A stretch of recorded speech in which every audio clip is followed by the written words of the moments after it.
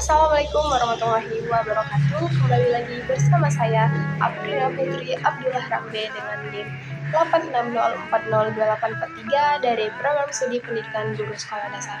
Nah, minggu lalu tuh kita sudah membahas peran ontologi, epistemologi, dan aksiologi dalam membentuk dasar-dasar filsafat ilmu. Nah, video kali ini kita akan membahas peran filsafat ilmu dalam memperkuat ilmu pendidikan. Nah, kita akan mencacahnya menjadi satu persatu.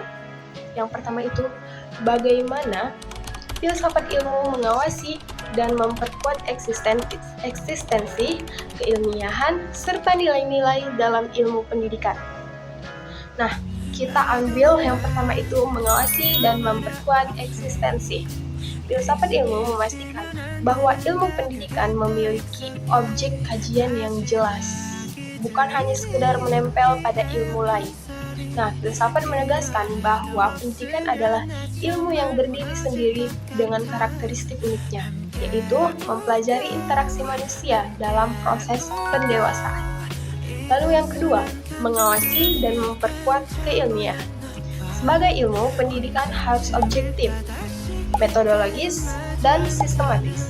Filsafat ilmu menguji metode-metode penelitian yang digunakan dalam pendidikan. Ia memastikan bahwa teori-teori pendidikan seperti teori belajar, metode mengajar, didasarkan pada riset yang valid dan dapat dipertanggungjawabkan secara ilmiah, bukan sekedar asumsi atau mitos saja.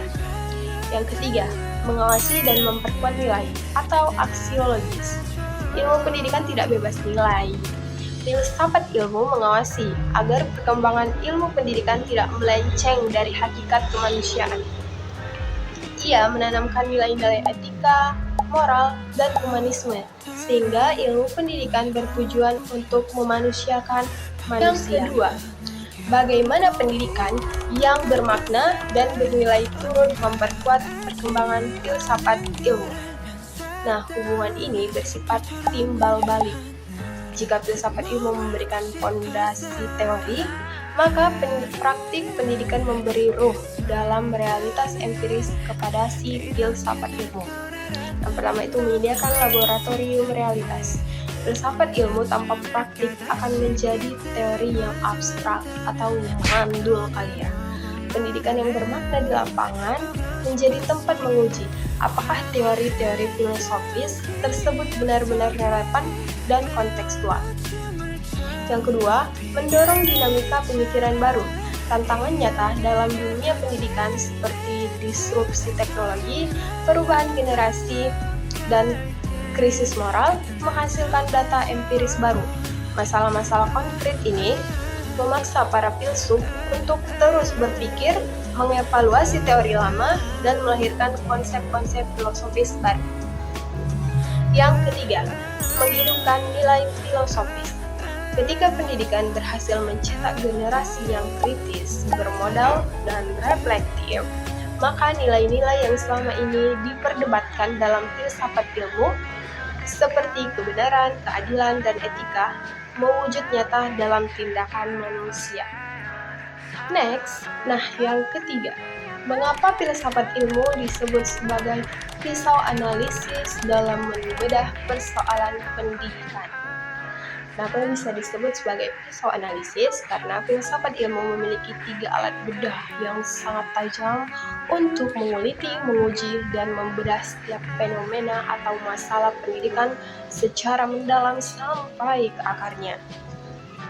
3 pisau itu adalah yang pertama, pisau ontologi atau hakikat.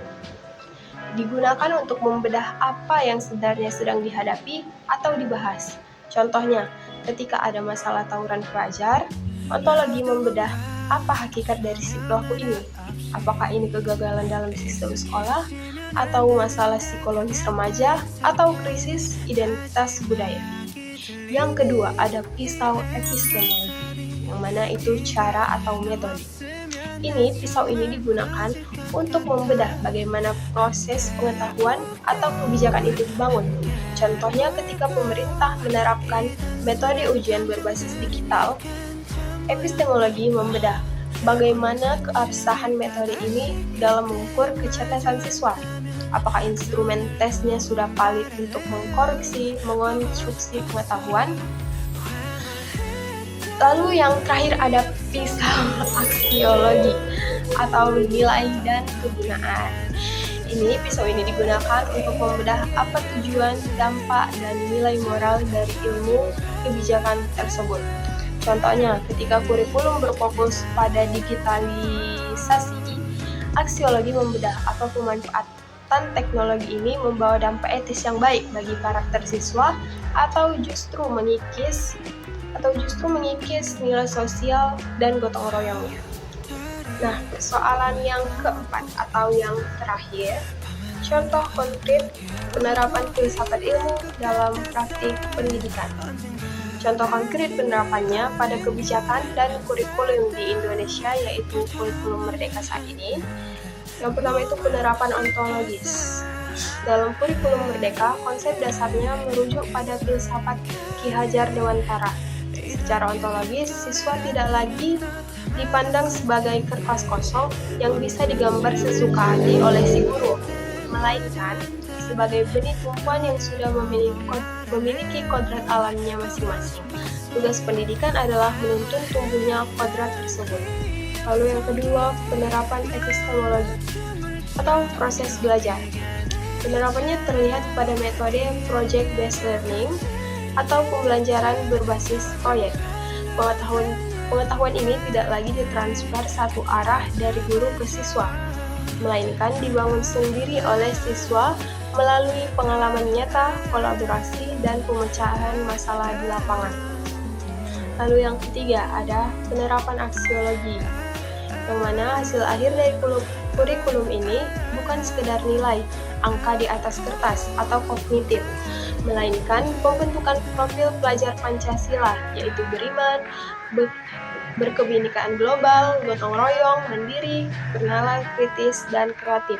Ini menunjukkan bahwa orientasi utama ilmu pendidikan adalah untuk kemaslahatan moral dan karakter bangsa.